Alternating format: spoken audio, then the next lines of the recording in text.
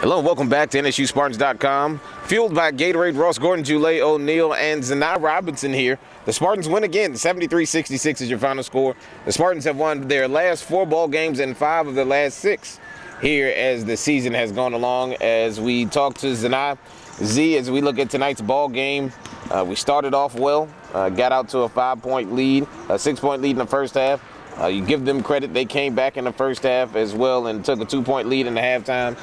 Then they made a run to make it 61-61, and then we outscored them 12-5 to close the ball game. And I know you have to be happy because the last 2 games we didn't start well, but we finished the ball game well. Yeah, definitely. It's always good to see your team finish well. So, I mean, normally that's the most important part of the game. You know what I'm saying? So they always say it's not how you start, it's how you finish. But down the stretch, you know, we got to learn how to start better. So we have to put it together, put 2 and 2 together, and make a magical season.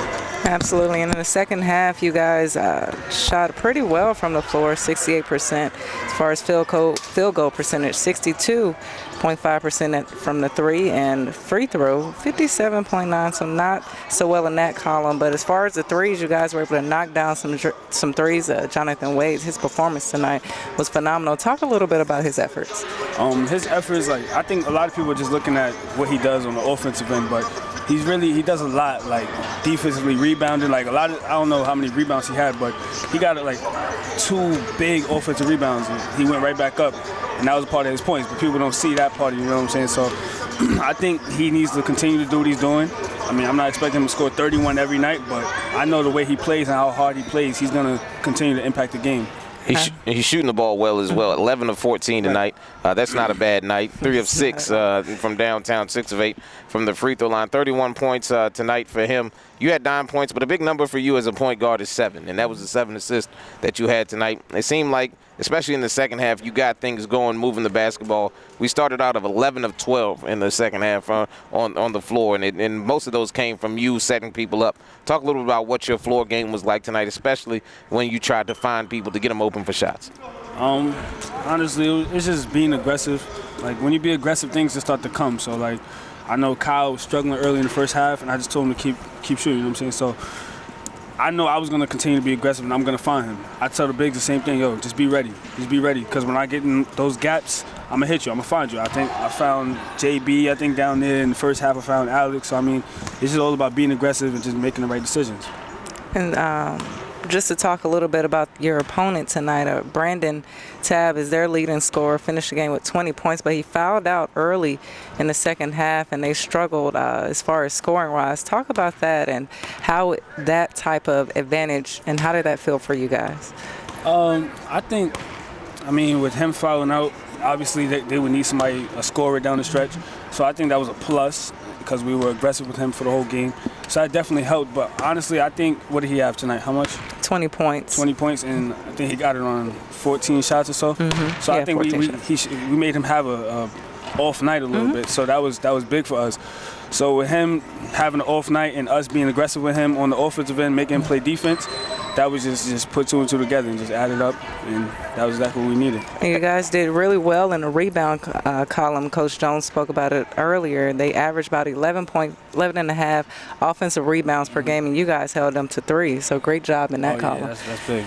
And all of them came in the second half as well. We talk a little bit about what has really changed this team around. It's pretty much been the defensive effort. Mm-hmm. And once we locked down on defense, we've started to play a lot better on the offensive end.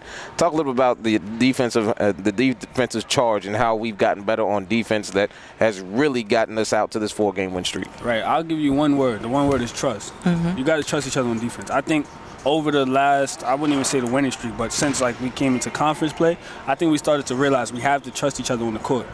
When we started to trust each other, guys are expected. We just know each other's going to be in the right spots. So now it's easier to play defense. It's easier to rebound because everybody's in the right position. And we're trusting each other. We're talking, and it starts in practice. Like, we're in practice, we just practice those things, and now we're able to execute it on the floor.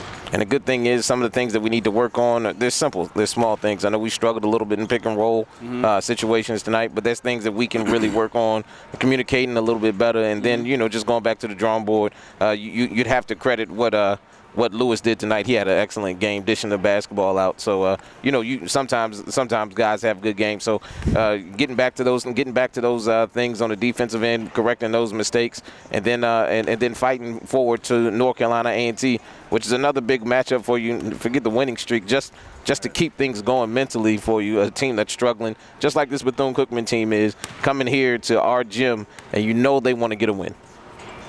Right. With A&T, I just understand it's not about A&T. I think that interviewed me a couple games ago, whatever, but it's not about A&T. It's always about us. So we just got to continue to do what we do. Perfect, like you said, it's the little things. So fix those little things. Don't worry about A&T. We fix our mistakes, we're going to be able to do what we do. Hey Z, we're in the zone. It looks like 9 points tonight for you, 4 rebounds, 7 assists for Norfolk State, and 73-66. More important, the final score: the Spartans are now 8-13 overall, 5-2 in conference play. They stayed the mix at the top of the conference race. For Zaynah Robinson and Julie O'Neal, I'm Ross Gordon. The Spartans return to action on Monday right here at Joe Eccles Hall as they take on the Aggies of North Carolina A&T State University. You've been watching NSU Spartans basketball on NSUSpartans.com, fueled by Gatorade.